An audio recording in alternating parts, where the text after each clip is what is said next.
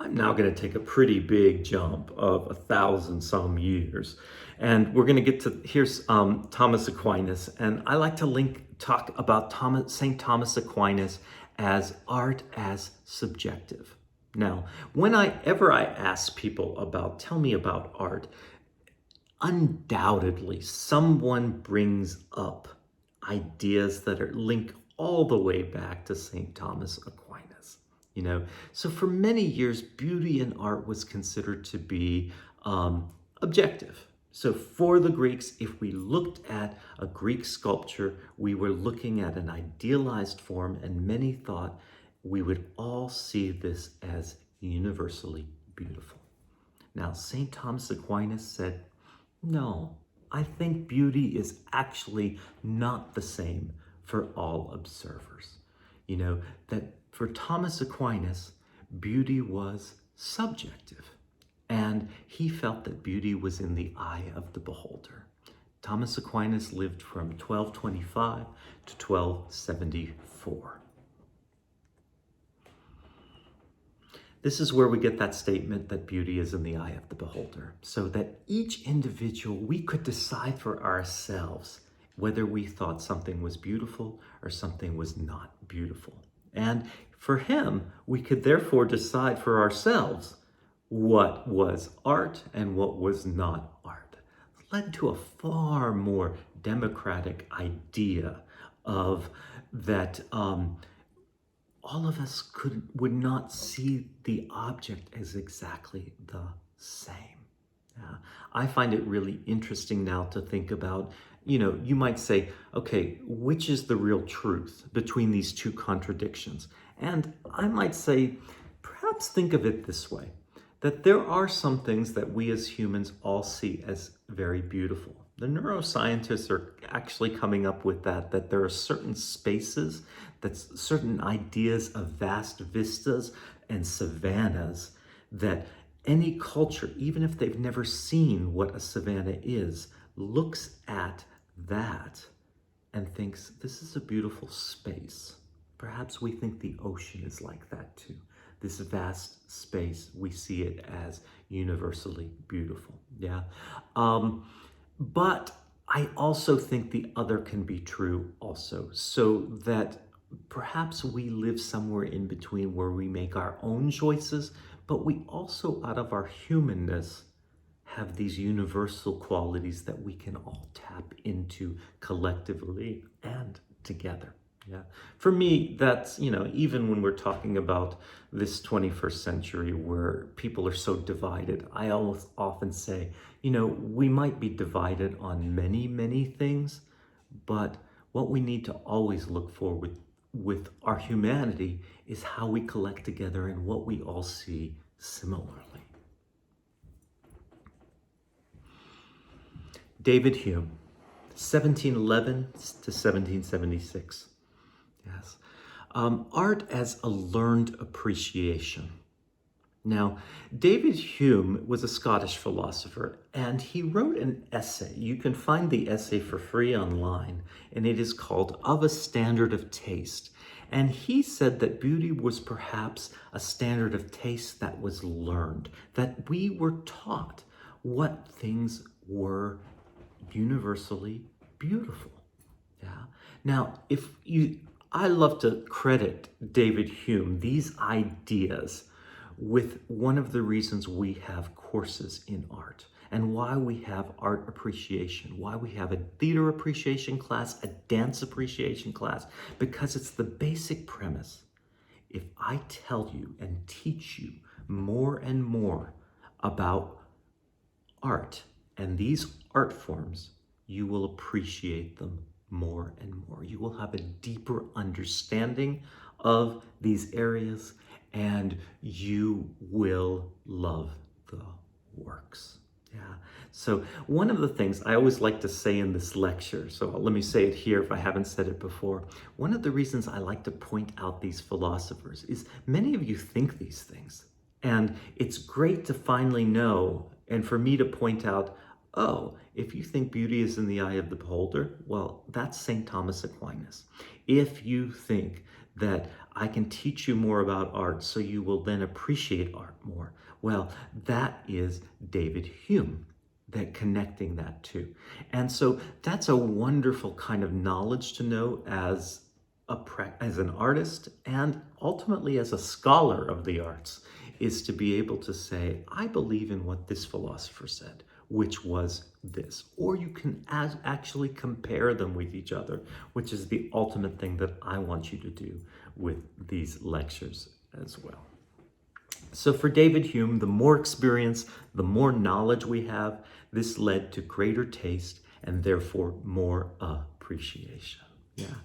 I like to sort of tell a little story here about appreciation of a subject, because I have a friend and he is a connoisseur of wine. Yeah. So much so that if you go to a restaurant where there is a sommelier who is a wine expert, this friend of mine can have a real conversation with a sommelier about wines, where the wine is from, what that year was like, what the notes, the tasting notes that we have within the wine are. So I always say that he, because of his experience, because of his knowledge, his taste in the subject is different than many other people's. He has a much finer, acute sense of what is happening within that bottle of wine and when our taste buds encounter that wine as well. It's usually kind of wonderful to go to dinner with him, because also if he does talk to a sommelier, undoubtedly some wine gets brought over that the sommelier wants him to taste and to talk about. So it sometimes leads to free wine and a really good time drinking the wine. This is a great little cartoon. I sometimes in these lectures like to show cartoons from the New Yorker about art. And this is kind of great. These three kids are in the museum and the older girl says to the other two, now I know more about art than you do, so I'll tell you what to like. So this is even just a great little thing that gets back to David Hume, that if I know more about it, I have a deeper appreciation. And in this cartoon, we have a little bit more of arrogance to the person who knows more about it, which also can exist out there in the world as well. Okay. Another person I want to bring up here is Edmund Burke. Edmund Burke, I like to link with the term the sublime.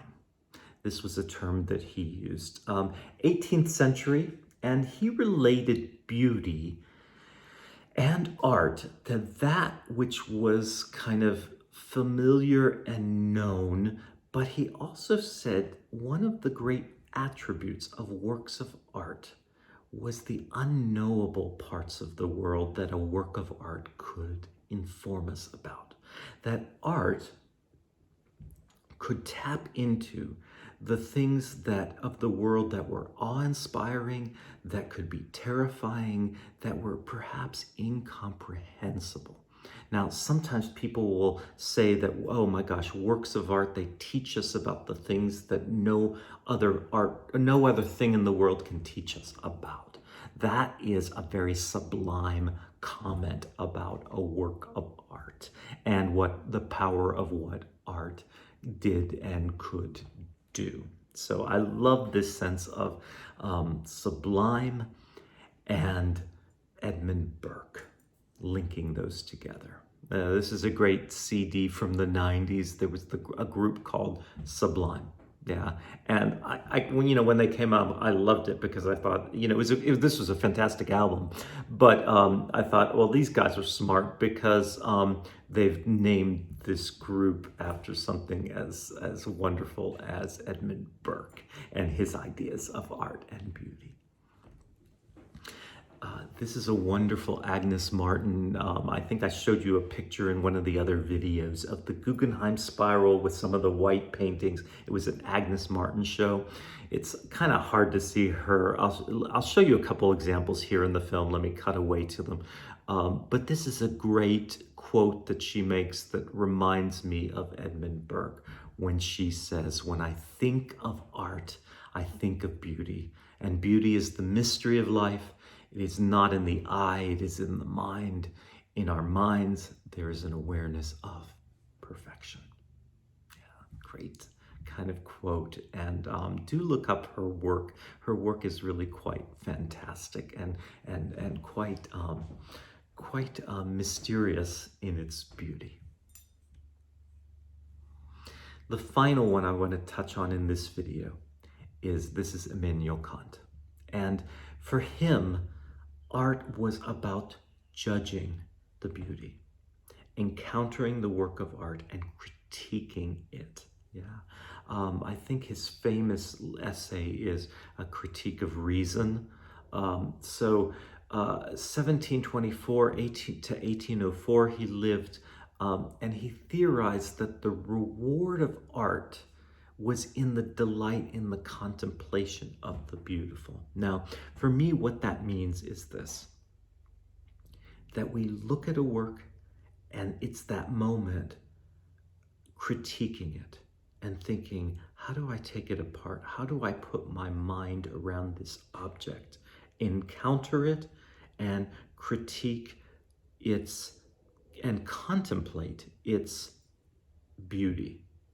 So there's so much that we think about that. And many of you who are practitioners, many designers, think about how can we even enhance how someone encounters works of art. It's one of the reasons why we will spend so much time lighting a piece. We'll spend so much time costuming works, because we want people to encounter them, and we want to even boost that sense of the encounter and the experience we have with works of art, and those moments where we sit with a work and we critique it, and it comes and we and the work meet together. So that's kind of a fantastic and a fantastic place.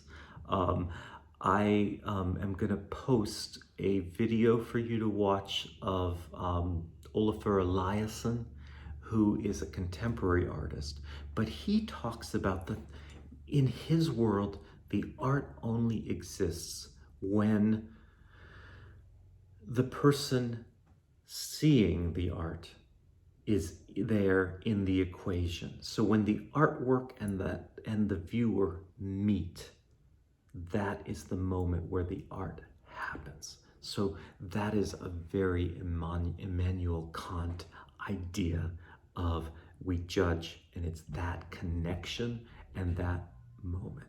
I would say probably that's why we have performances. We want to enhance that happening. Many people could do a play together but never have the performance of the play. And many people would say, well, then we didn't do it. It didn't happen, because it needs that audience and it needs the encounter. So that's kind of a great place to come back to Emmanuel Kant there, where we judge the beauty and we judge the work at that moment. Yeah.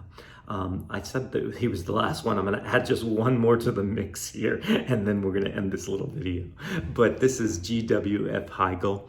Actually, it's pronounced Hegel. So GWF Hegel, he's a German idealist philosophy, 1770 to 1831. Now, some of you mentioned Hegel-esque ideas to me when you wrote what art was, because for Hegel, art was not just about providing pleasure. That art helped us understand the world around us. Art was a mode for understanding the human condition. Yeah. I've talked about it some in those ways as well. So there are moments where we get very Hegel-esque in our ideas, where that art makes us more human, and art actually allows us the opportunity to study who we are and to know who we are, yeah, and who the human condition is. I think because it is so inexorably linked to our humanity, it provides a way for us to study our humanity when we encounter a work of art. And great works of art, I think, change the way we see the world around us completely, because of their power, because they allow us to see humanity differently. Yeah, so this is a really great idea.